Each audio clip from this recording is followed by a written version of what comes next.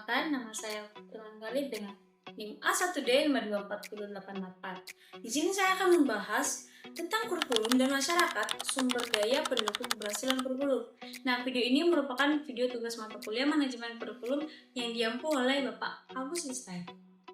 Jadi, di sini aku bakal jelasin dari pengertiannya, fungsi, hubungan dengan masyarakat, sampai faktor yang mendukung keberhasilannya. Tetap di berikut. Nah, yang pertama kita akan membahas pengertian kurikulum. Apa sih kurikulum?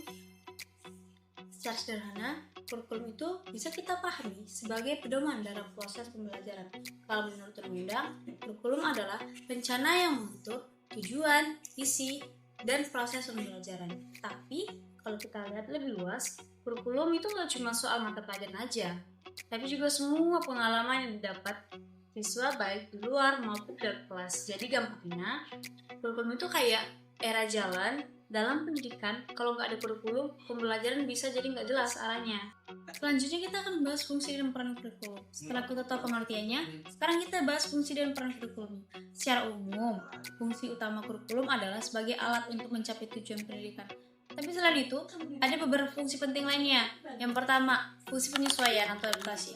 Kurikulum membantu siswa untuk menyesuaikan diri dengan lingkungan yang selalu berubah, baik itu perkembangan teknologi, sosial, maupun budaya. Contohnya, sekarang banyak kurikulum yang mulai memasukkan pembelajaran digital karena perkembangan teknologi yang sangat cepat. Fungsi yang kedua, yaitu fungsi integrasi. Kurikulum berperan dalam membentuk pribadi siswa yang secara utuh. Artinya, bukan hanya aspek akademik saja yang dikembangkan, tetapi juga sikap, nilai, dan keterampilan sosial. Yang ketiga, yaitu ada fungsi diferensiasi.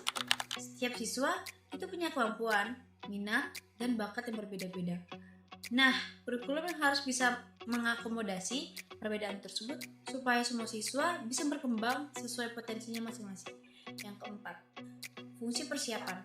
Kurikulum mempersiapkan siswa untuk menghadapi masa depan, baik itu untuk melanjutkan pendidikan ke jenjang yang lebih tinggi maupun untuk masuk ke dunia kerja. Selain itu, kurikulum juga punya peran penting sebagai pedoman guru dalam mengajar, acuan dalam evaluasi pembelajaran, dan alat untuk meningkatkan kualitas pendidikan. Jadi, dari sini kita bisa lihat bahwa kurikulum itu punya peran penting sangat besar dalam dunia pendidikan. Nah, materi selanjutnya kita bahas hubungan antara kurikulum dengan masyarakat. Kurikulum dan masyarakat itu memiliki hubungan yang sangat erat dan saling mempengaruhi. Kenapa begitu? Karena pendidikan pada dasarnya merupakan bagian dari hidup masyarakat. Artinya, kurikulum harus menyesuaikan kebutuhan dan perkembangan masyarakat. Contohnya, pertama, perkembangan teknologi. Itu bisa mempengaruhi pembelajaran. Nah, yang kedua, kebutuhan dunia kerja. Itu juga bisa mempengaruhi kompetensi yang diajarkan. Yang ketiga, yaitu nilai dan budaya masyarakat. Itu juga bisa mempengaruhi isi pendidikan. Di sisi lain, pendidikan juga punya peran untuk membantu dan mengembangkan masyarakat. Artinya, lulusan dari suatu sistem pendidikan akan dikembalikan ke masyarakat dan diberikan kontribusi. Selain itu, masyarakat juga tidak hanya menjadi objek, tapi juga berpengaruh dalam pendidikan seperti pertama, ikut dalam perencanaan kurikulum. Yang kedua, mendukung pelaksanaan pendidikan, bahkan ikut dalam evaluasi. Contohnya apa? Orang tua dan lingkungan sekitar sekolah bisa memberikan masukan tentang kebutuhan pendidikan yang relevan. Jadi, hubungan antara kurikulum dan masyarakat itu bersifat dua arah, timbal balik.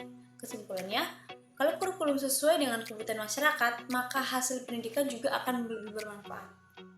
Nah, sekarang kita masuk ke bagian terakhir nih, yaitu faktor-faktor atau sumber daya yang mendukung keberhasilan kurikulum. Kalau kita pahami, sebagus apapun kurikulum yang dirancang, kalau tidak didukung oleh sumber daya yang memadai, maka hasilnya juga tidak akan maksimal. Yang pertama nih, sumber daya manusia atau SDM. Ini juga merupakan faktor yang paling utama dan paling berpengaruh. Dalam hal ini, yang paling berperan adalah guru. Guru adalah pelaksana langsung kurikulum dalam kelas. Kalau guru, 1. Memahami isi kurikulum, 2. Mampu menyusun perencanaan pembelajaran, dan yang 3. Terakhir, dan bisa mengelola kelas dengan baik. maka tujuan pembelajaran akan lebih mudah tercapai. Sebaliknya, kalau guru kurang memahami kurikulum, maka pembelajaran bisa jadi tidak sesuai dengan tujuan yang diharapkan. Selain guru, ada juga kepala sekolah yang berperan sebagai pemimpin. Kepala sekolah harus mampu nih. 1. Mengarahkan guru. 2. Mengawasi pelaksanaan kurikulum, serta mencapai lingkungan sekolah yang kondusif.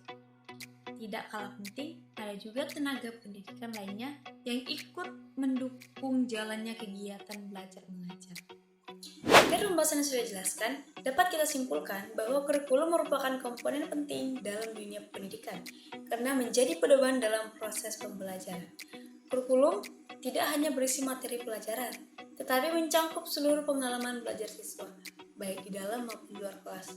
Selain itu, kurikulum juga memiliki berbagai fungsi, seperti membantu siswa menyesuaikan diri dengan lingkungan, mengembangkan potensi diri, serta mempersiapkan masa depan mereka. Kurikulum juga memiliki hubungan yang sangat erat dengan masyarakat, di mana keduanya saling mempengaruhi. Artinya, kurikulum harus disesuaikan dengan kebutuhan masyarakat dan hasil pendidikan nantinya juga akan kembali ke masyarakat. Dan tidak kalah penting, keberhasilan kurikulum sangat dipengaruhi oleh berbagai faktor pendukung seperti kualitas sumber daya manusia, sarana dan prasarana, manajemen sekolah, serta lingkungan dan peran masyarakat. Jika semua faktor tersebut berjalan dengan baik, maka pelaksanaan kurikulum akan lebih optimal dan tujuan pendidikan dapat tercapai dengan maksimal.